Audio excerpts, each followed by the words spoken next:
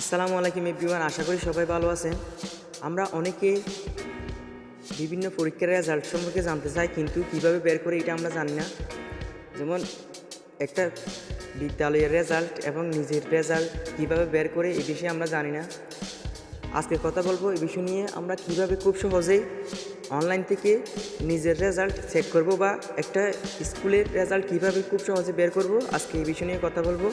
চলুন কথা না বাড়িয়ে ভিডিওটি শুরু করি।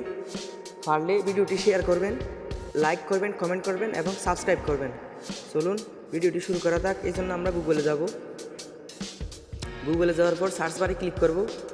ক্লিক করার পর এখানে সার্চ করব হলো ই-বোর্ড রেজাল্টস। সার্চ করার পর সার্চ বারে ক্লিক করব। ক্লিক করার পর দেখেন ই-বোর্ড রেজাল্টসের একটা অফিসিয়াল ওয়েবসাইট চলে আসছে। এটার উপর একটা ক্লিক করব। ক্লিক করার পর দেখুন এখানে name of board, name of examination, year of examination, type of results, এগুলো আমাদের এক একটা সিলেক্ট করতে হবে। এখান থেকে সিলেক্ট করব। আমরা যেহেতু চিটাগং বোর্ডের আন্ডারে, এই জন্য চিটাগং বোর্ড সিলেক্ট করব। আর যারা যারা অন্যান্য বোর্ডের আন্ডারে তারা অন্যান্য বোর্ড সিলেক্ট করবেন। আমি চিটাগং বোর্ড দিলাম। এখান থেকে নেম অফ এক্সামিনেশন, আজকে আমি বের করব হলো এসএসসির একটা রেজাল্ট। এটার উপরে ক্লিক করব। এখান থেকে ইয়ার অফ এক্সামিনেশন, কত সালে পরীক্ষা দিয়েছে আর কি, আমি এখান থেকে 2021 সিলেক্ট করতেছি।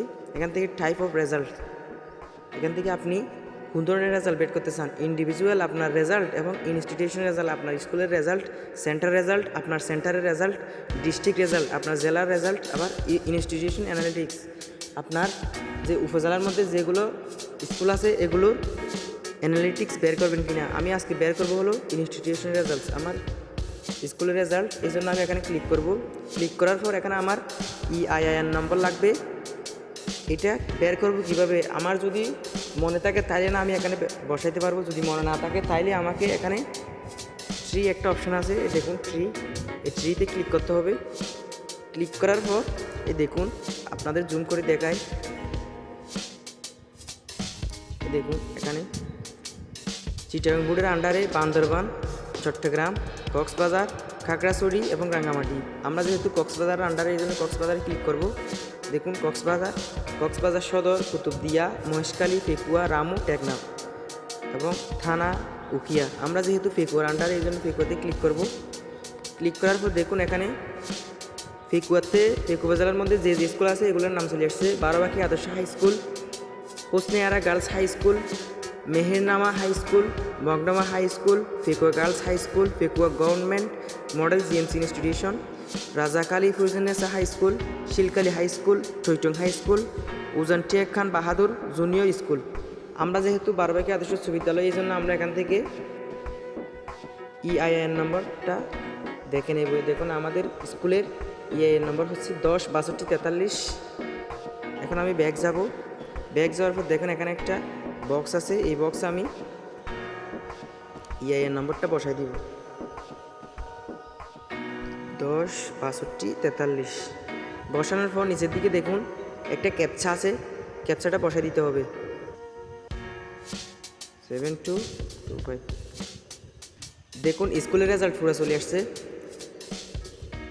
এখন আমি যদি দেখুন institution বারোবাকি Adarsha high school, centre Pekua 1, থানা বা উপজেলা পেকুয়া, জেলা Cox's Bazar, number of students examinee, দেখছেন এখানে সবগুলো দেখাচ্ছে। এখন আমি যদি এটি ডাউনলোড করতে চাই, এখান থেকে ডাউনলোড অপশানে দিব। ডাউনলোড অপশানে দেওয়ার পর ডাউনলোড এগেইন অপশানে দিব।